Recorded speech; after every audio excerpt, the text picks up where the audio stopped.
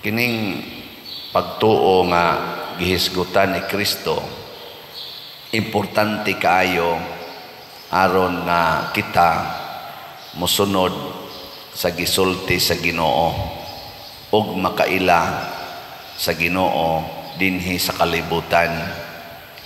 Diri sa unang pagbasa, ang mga tao wala na motuo sa Ginoo, naghimo sila ilang kaugalingong simbolo sa ilang paglaom o kaluwasan kadtong baka nga hinimo sa mga bulawan, nahimo tong tuo-tuo or idolatry. Ngunang suko kay Ginoo kay mi kuan man to mi tabon sa tinuod nga pagtuo. Unsa may kalainan sa idolatry o sa imahin nga bungas pagtuo, kay bawo ba mo? Wa mo kay bawo? Mura mamog mga patay.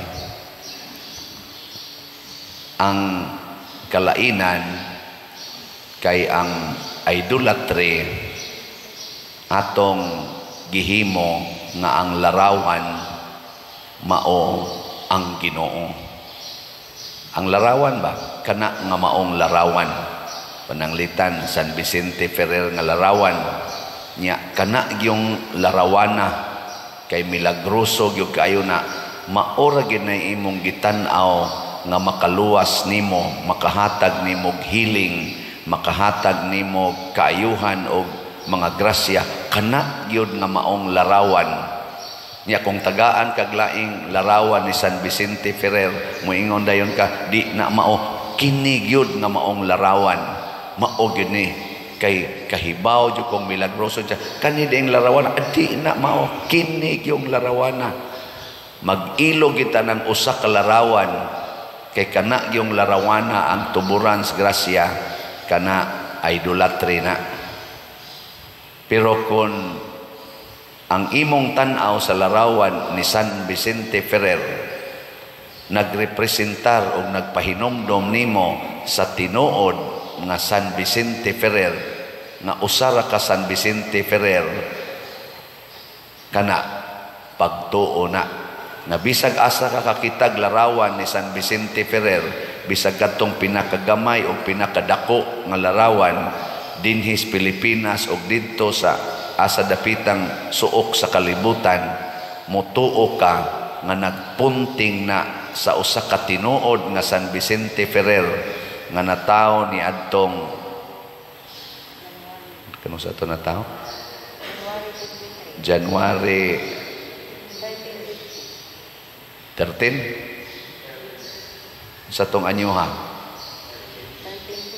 1350 og namatay ni adtong April 5 14 19 brighta na inyo. Sabi kay mo na inyong topic sa pagsigiron dito kuan bisita patron kana ba akan na mao na ipagtuo dili na tuo-tuo. Sama sad ni Kristo. Si Kristo niingon siya, ako mao ang gipadala sa amahan. Ang mutuo kanako mituo sa amahan.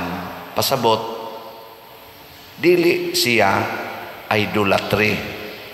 Dili siya tuo-tuo kay nagrepresentar siya sa tinuod nga Dios.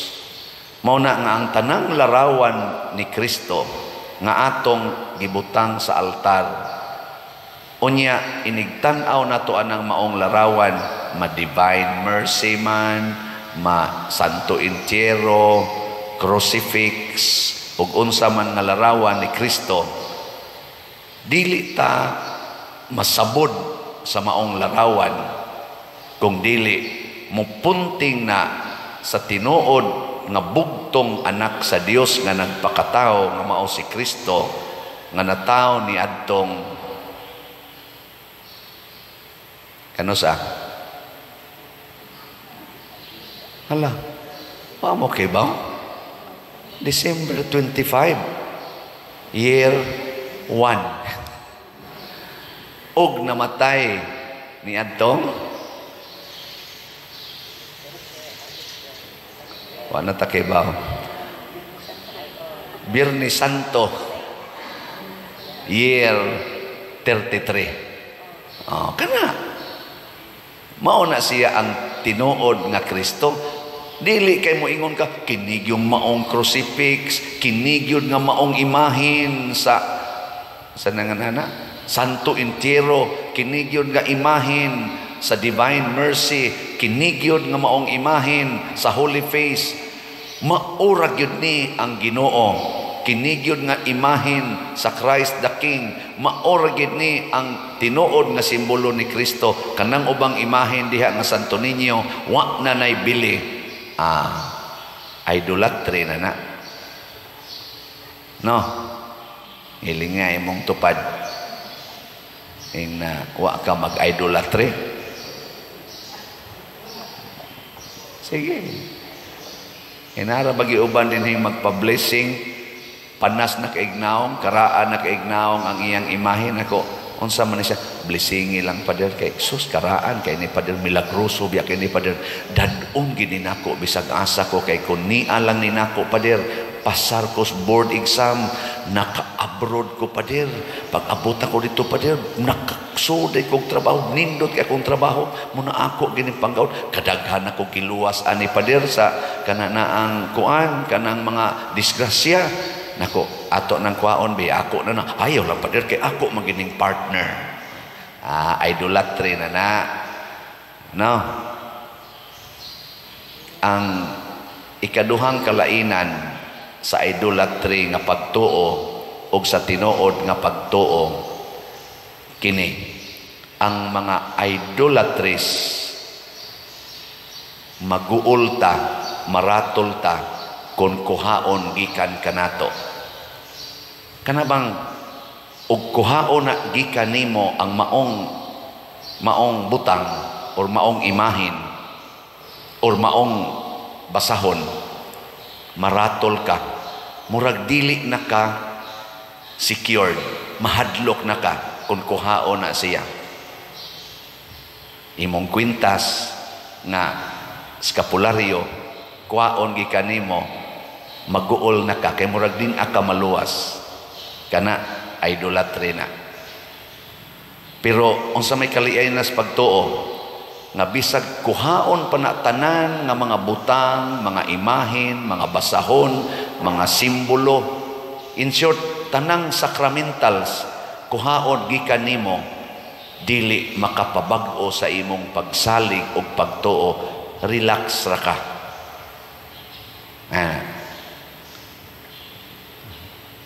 Uy, relax ra mo kung maguba ning atong simbahan.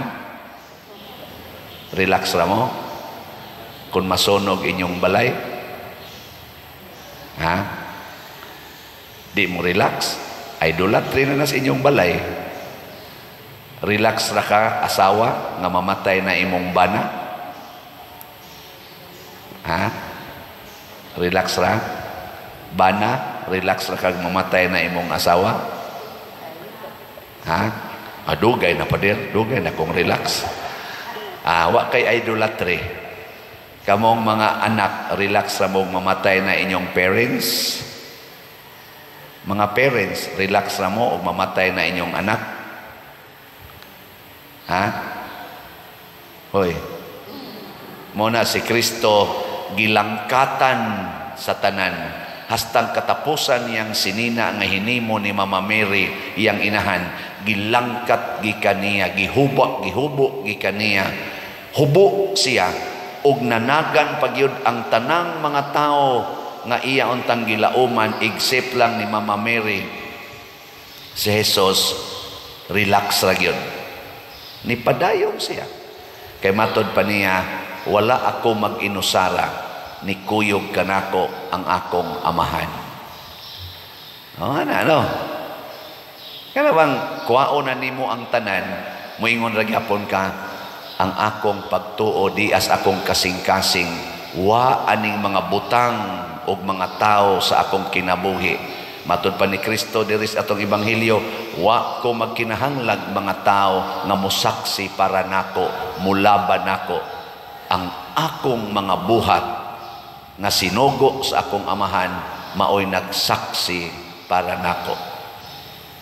Kana may nana ba mo na pagtuo nga gisugo tas amahan nga kining atong pagsimba karon dinhi pagtuman ni sa sugo sa amahan, dili ni pag-secured sa atong kaugalingon aron wa tay dimalas.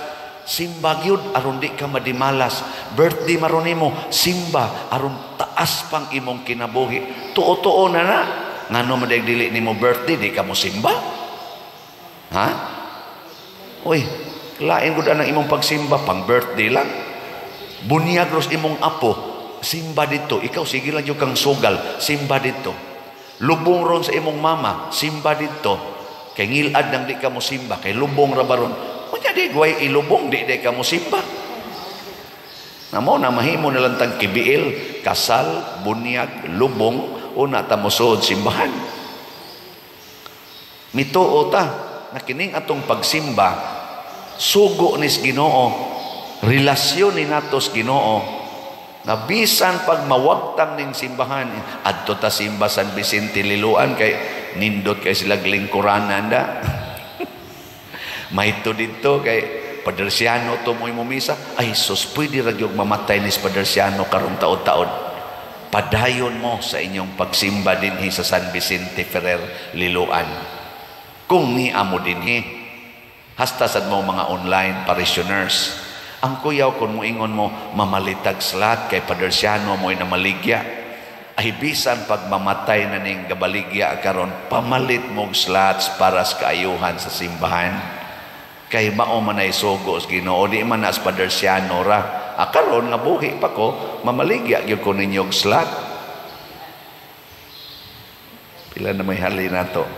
Kamura ba sa di kay mo palit murag naanad dasan mo nako sig baligya bungol lang sad kay mo tanan pero at least naagya po ni palit ang atong SBF dag hinay-hinay lag increase niabot nag 15,068 slots ang atong halin na apay 44,932 slots nga available tag 500 pesos per slot kinibay atong gilauman nga makaluwas.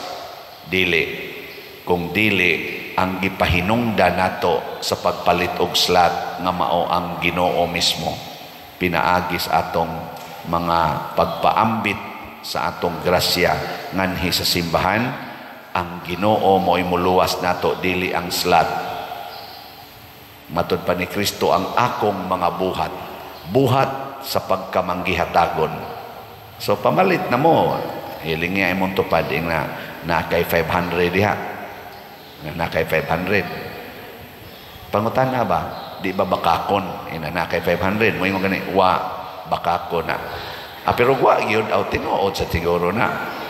Na kay 500, karon ipalit dayo nag-SBF dag. Ang ato sang Divine Cleansing, Healing and Strength or DCHS, special slot nato para sa atong Lenten Holy Week o Fiesta na selebrasyon dinhi sa atong parokya na nasa tayhalin nga 6,628 ka slots ana apay 23,372 slots nga available tag 200 pesos per slot ato ning paspasan kay usa na lang kabuwan ang atong pagpamaligya niini og mopalit lang gitagtag sa kaslat ani 23,000 naman lang ni unya 185,000 naman ning atong subscriber og kining 185,000 mopalit ni 200 tag sa kaslat karong 1 hour after aning misaha hurot na ni sobra pa no. Lain na sang lingi si mong tupad na kay 200 ya na kay 200 wa man kay 500 na kay 200 ipalit dayo na Nga nasa ni siya 22 slot challenge nga tag 4,400 nakadawat na tag 128 ka 22 slot challenge. Nya nga to sang DSAP kaning investment slot para ni sa atong kulumbari o sa uban pa natong proyekto dinhi na nasa tayo nadawat nga additional 1 ka slot as of yesterday nya niabot ng atong halin og 182 slots sa DSAP tag 500,000 pesos with 25% interest per annum. Atong pakpakan ang tanang namalit ni ini. Praise the Lord. Makaluwas ba ni nato kining maong mga slots o kining maong mga projects? Di ni makaluwas. Pero kay buhat man ni sa Dios, buhat man ni sa mga anak sa Dios, matud pa ni Kristo, ang akong mga buhat maog tinuod nga magsaksi kanako. Dili ang mga larawan or mga tao nga ni apalibot kanako, kung dili ang akong mga buhat og ang maong mga butang og mga tao sa palibot ni Hesus. Dili na mo buhat sa amahan kana wa na nay kapuslanan, idolatry. Muna ang atong sitiyo katong atong paras paghimog mga balay ubay-ubay na tag nabuhat as of last week. Niabot nag 63 kabalay ang atong nahimo. Nya doon na pa'y balanse, gipasubay na ko sa atong treasurer Sister Nara na apay nahibilin nga as of March 11 nga 1,894,000 pesos sa sitiyo. So makahimo pa ni siyag mga 40 ngadto sa 50 kabalay. Pakpaka na to. So naatay mga pila to kabalay panghimuonon, Brad William? Wa man des Brad William ron. Patay naman des. Ay, wa patay naman. Day off man deron. Kaning naapay mga almost 60 ka ground zero nga balay nga nang-apply nato. So at least og padayono nato ang pagtrabaho niini, makaabot tag 40 ka buok, jutay na lay mahibilin sa nag-present karon. So close usa ta sa pagpanawat, di usa ta mudawat og mga new applicants para sa pag-repairs balay kay suwaya nato og hurot usa ning atong balance asa ni kutob. Pero labing minus 40 pa ni kabalay ang matrabaho ani. Sus kanindot no. Makaluwas ba ni nato ang sitiyo? Dili. Pero kay buhat man ni paras Ginoo nga mao ang pagtabang ngadtos mga labing nanginahanglan, makaluwas ni nato. Kay matud pa ni Hesus, wala ko'y balay, imo kong gipasulod sa imong balay. Kini wa kita mo ingong ni pasulod tas atong balay, gihimuan nato balay. Di ba? Mura magyapon mo wa malipay, wa magitingay mo apil anay tingali. So aron congratulations mo ang atong simbahan sa naningkamot sa bisan unsang mga activities aron lang kita mo masuod sa Ginoo. So karong Sabado, Pizza 16, karong Sabado na atay synodal worship. Panguluhan ni sa ato mga charismatic communities dinhi. Unya magsugod ni karong alas 7:30 gabi karong Sabado, March 16. Hinaut unta nga maangaritang tanan kamong gusto nga moapil ni ining synodal worship, praise and worship nya naa sa tay catechesis. Naningkamot ko nga ako mao'y mangunay pagpaambit sa atong basic catechesis sa simbahan aron na madugang-dugangan ang atong pag-ilas Ginoo o pagsunod sa Ginoo. Dili pulos man ta mga makasasala, pulos man ta dili perpekto, apan pulos sa ta sakramento or representative sa buhing Dios dinhis kalibutan. Hinaut unta lig-uno nato ang atong pagtuo. Manindog ta.